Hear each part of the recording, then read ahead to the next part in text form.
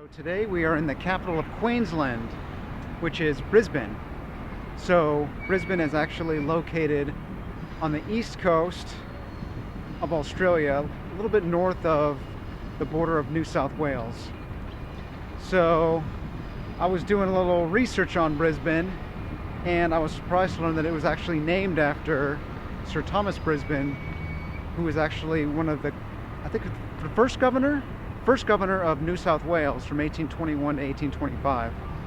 I'd actually thought that he would actually be the first governor of Brisbane, but no. And when I was actually also surprised that the word Brisbane, when you break it down, Bris is actually a Scottish Gaelic word for smash, and ban is actually an Old English word for bone. So in essence, we're in Smash Bone City. So I'm just going to call Brisbane Smash Bone City. It's actually also known as Brizzy to the Aussies and Bris Vegas, because I guess a lot of people come up here to party in the Gold Coast, which is south of Brisbane, and they also go up to Sunshine Coast, which is north of Brisbane. But right now we're on our way to City Cat Ferry, which is a really beautiful. It actually takes you along the Brisbane River, and you actually see a lot of the sights and sounds. You can actually see a lot of the city along this river.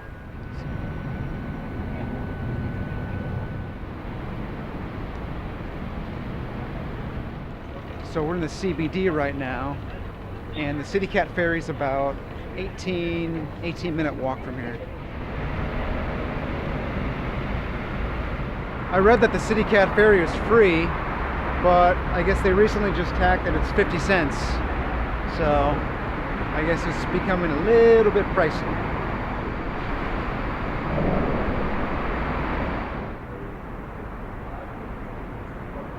To the city, just go through the No, this doesn't do the city loop. We're going up towards UQ, all stops. If you want to wait for the city, the boat will be here in about 20 minutes. Okay, so I guess we gotta wait to the next one for the city loop to go all the way around.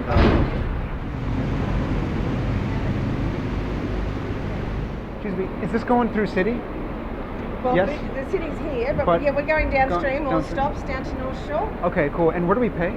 On the boat. On the boat? Okay, thank you. Important message about safety. Exits and life rings are located at the front. And we're off.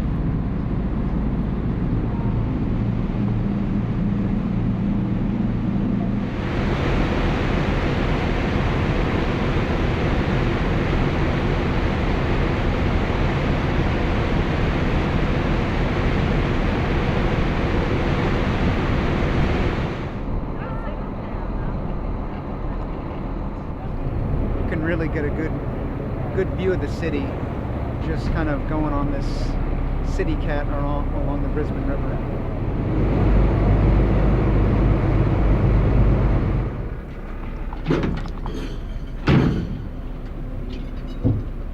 So we were just told if you take the whole City Cat around the river, it takes about 3 hours to complete. So we didn't really want to do that, so we're actually going to be catching one of the boats that comes over here and then going back that way. Found that Brisbane is the third largest city in Australia population wise. So I think Brisbane's population comes in around 2.2 million, behind Melbourne, which is around a little under 5 million, and Sydney's the most populous city in Australia at a little over 5 million people. Even though Brisbane is the third largest city in Australia, Brisbane actually geographically is the third largest city in the world. This goes to North Key, correct? Okay, cool, thank you. So we're going to be heading to a little cafe that a local told me about called John Mills himself. This is really hard to find, but I think it's up here. Yep, John Mills himself. Please proceed down the stairs. There we go. Hello. What would you like today? You guys have good hot chocolate, right? We do have a range of hot chocolates. It's like the peanut butter or hot chocolate. Yeah, medium size, large size. I'll take a large. Yes. Wow, looks pretty good. I don't really drink hot chocolate that much.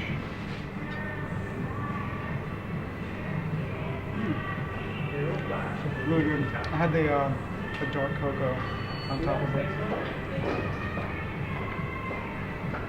This is peanut butter hot chocolate, so it has a little bit of peanut butter flavor in there, and dark chocolate on top of it. So really tasty. All the flavors really good, blended together. You know, it's really rich and really brings the taste buds alive.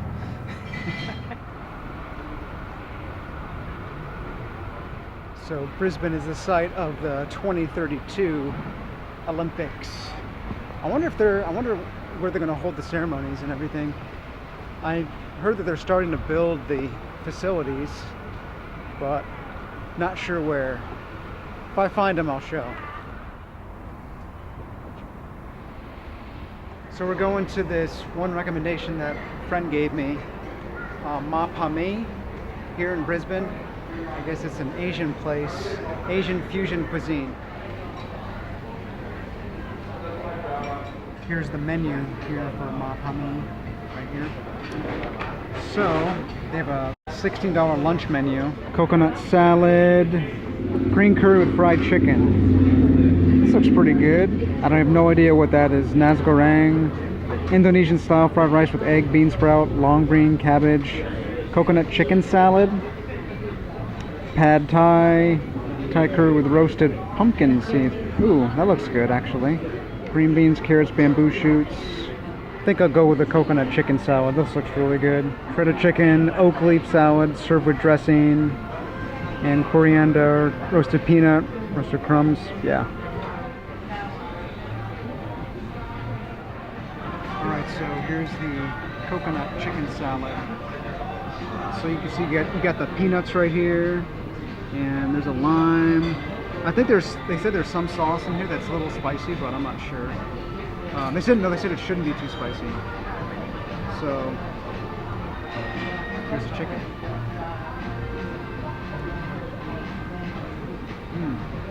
Very good.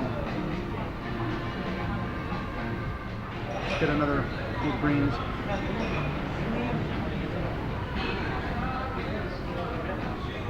Yeah, very good. There's a really good sauce in here that I don't really know what it is. Coconut chili jam, kaffir lime, and soy sauce. I think that's what coconut chili jam and soy sauce all mixed together. In the Brisbane Botanical Gardens, this is an African sausage tree. I wonder if these sausages are edible. Take a look at that.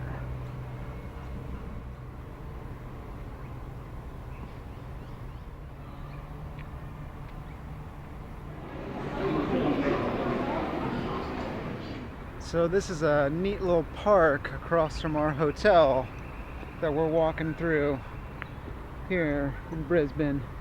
Look at, they got a nice little amphitheater.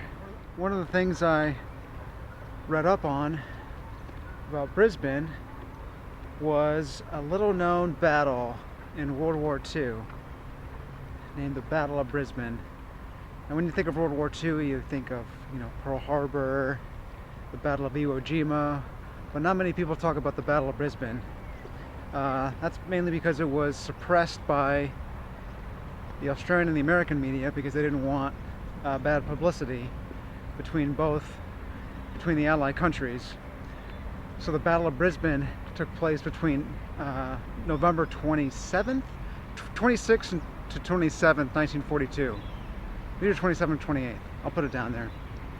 And it involved the American military and the Australian military and its civilians.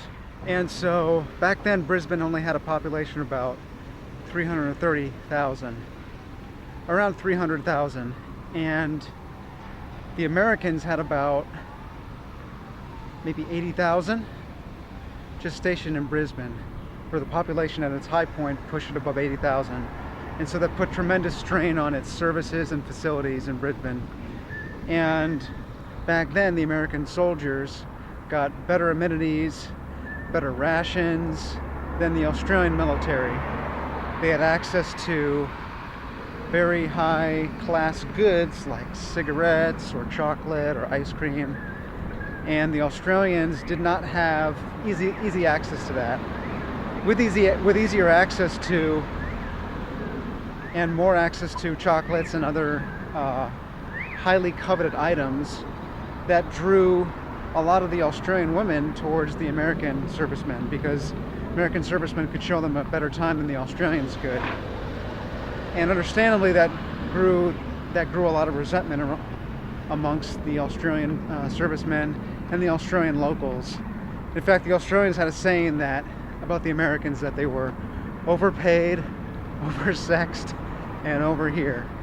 On November 26th, one of the American servicemen stumbled outside of a bar, and he was drunk, and one of the MPs, or the military police, the American military police, which were stationed in Brisbane, wanted to see his leave card or Liberty Pass, and he wasn't able to find it.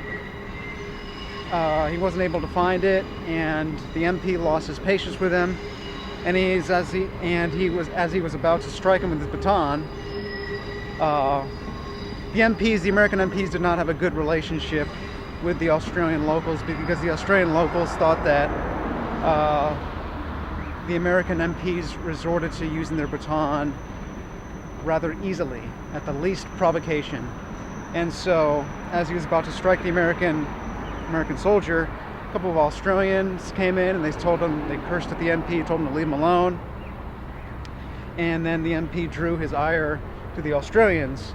Once he did that, all the more Australians came, more Australian military came to their countrymen's defense, as well as the locals did, and a huge brawl ensued. And thus, the Battle of Brisbane happened, where it was 2 nights of just rioting and looting.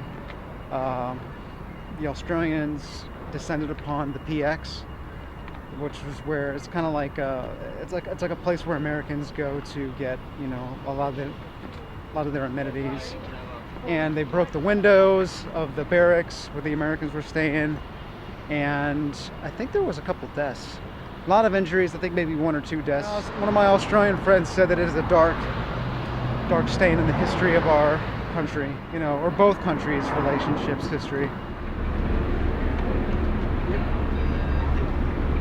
So we're on the way to Mount Coot Lookout. You get a really good view of the city, really good view of Brisbane. So we're on the way, and the bus is packed.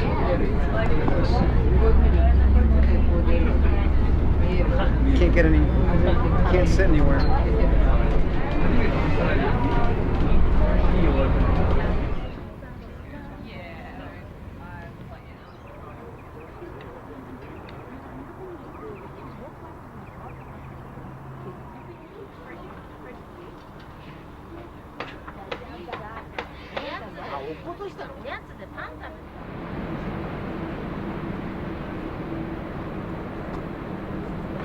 I wonder if we can actually get inside here. I don't think so. I think you can get a better look maybe from this park. Oh, beautiful park. Look at that.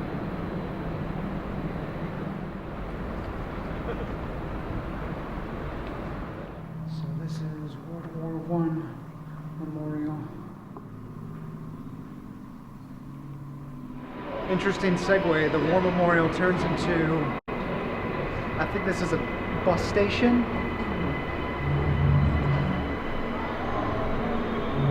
Well, the hallway does, at least. Alright, so we're at this kebab place, and we just got a kebab. We have a mixed kebab right here. So it has lettuce, tomato, onion, and garlic sauce. So let's see what's in here. Oh, wow. So chicken, doner, and beef and lamb. All right, so this is what's in it. Let's give it a taste. Oh